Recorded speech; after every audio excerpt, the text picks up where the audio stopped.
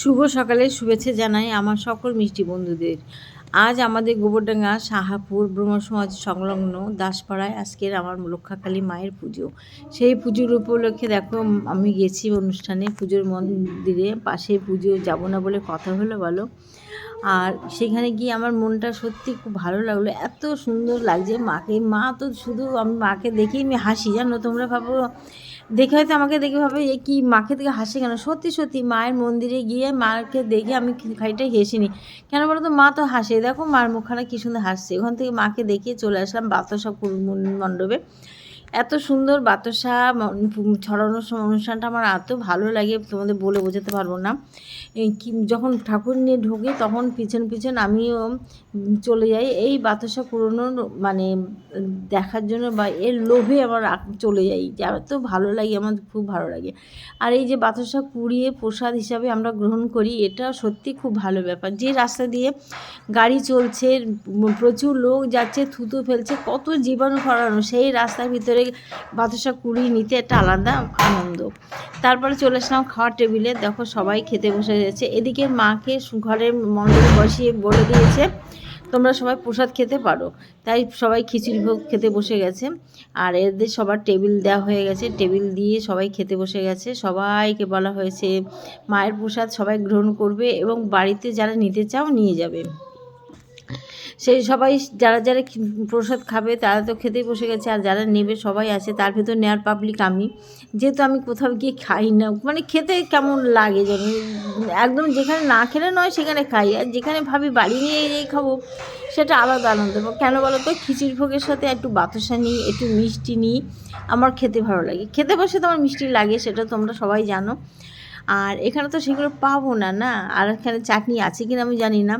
যাই হোক, আমি সেই জন্য প্রসাদটা যেহেতু বাড়িতে দেওয়া যাবে সেই জন্য আমি ওখান থেকে মানে ভিডিও করতেই বেরিয়ে ঢুকে গেলাম। দেখো সবাই খেতে বসে গেছে, এরা আমার পাড়ার বউরা।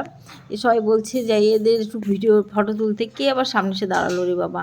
সবাই বলছে এর একটু ফটো তোলো, তাই ফটো তুলছি। কি সুন্দর যত্ন সহকারে টেবিলগুলো মুছছে, পরিষ্কার পরিচ্ছন্ন রাখছে, করে সবাইকে খেতে দেবে। আর সব ভক্তরা বসে গেছে, এই দেখো এরা বলছে আমাদের পাড়া বউদের একটু মুখটা তোলো, তাই তুললাম ওদেরকে। সবাইকে চেষ্টা করি ভিডিওর ভিতরে সবাইকে দেখানো, আমার পাড়ার লোকেদের। সবাই বেশিরভাগ আমার পাড়ারই, কেন বলো তো, যেহেতু এই পুজোটা আমার পাড়ার ভিতরে, হ্যাঁ অনেক দূর থেকে লোকে আসে, প্রচুর লোক, দেখো কত লোক এখানে সমাগম হয়েছে। সবাই প্রসাদ নেওয়ার জন্য বসে আছে।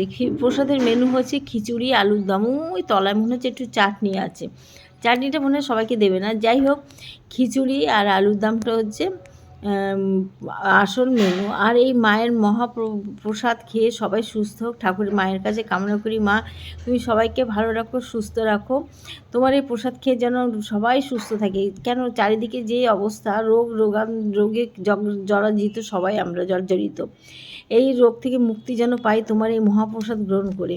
যাই হোক, খিচুড়ি আলুর দম নিচ্ছে, দেখো কেউ কেউ বাড়ি নিয়ে আসছে, দেখো এখন থেকে সব বাড়িতে দিচ্ছে, নিয়ে যাচ্ছে।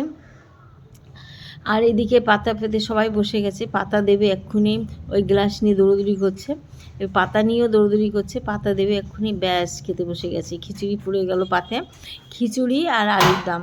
এই যে আমাদের পাড়ার ছেলেরা, পাড়ার লোকই সব আমার বলতে গেলে, খিচুড়ি আর আলুর দম কী সুন্দর বলো, দারুণ। সঙ্গে একটু চাটনি, কিংবা আমার ঘরে তো বাতাসা থাকে, সেই বাতাসা দিয়ে বা মিষ্টি দিয়ে, মিষ্টি আমার ঘরে সবসময় থাকে, সেই দিয়ে আমি খিচুড়ি খেতে খুব ভালোবাসি।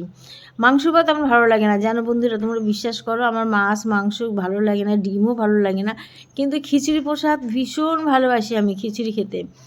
যেখানে প্রসাদ খিচুড়ি হয় ভাবি যদি আমাকে কেউ একটু দিয়ে তো, কিন্তু কী বলো তো, গিয়ে খেতে মানে একটু লজ্জা লাগে, কেন জানি না। মায়ের প্রসাদ বলে কথা, ঠাকুরের প্রসাদ বলে কথা, কিন্তু আমি খেতে একটু ভালো লাগে না। যাই হোক, এই প্রসাদ খাচ্ছি, এদের কাছে জিজ্ঞেস করলাম এনাদের বাড়ির পাশে এক কাকিমা কেমন আছে, বললো ভালো আছে। ওখান থেকে চলে গেলাম সামনে, সব দেখছি, দেখো কত লোক সবাই বসে আছে প্রসাদের, একটু প্রসাদ নেওয়ার জন্য। আর প্রসাদ মায়ের প্রসাদ সবাই নেবে না কেন, সবাই জিজ্ঞেস করছে তোমরা কেমন আছো। আজকে রাখলাম, টাটা।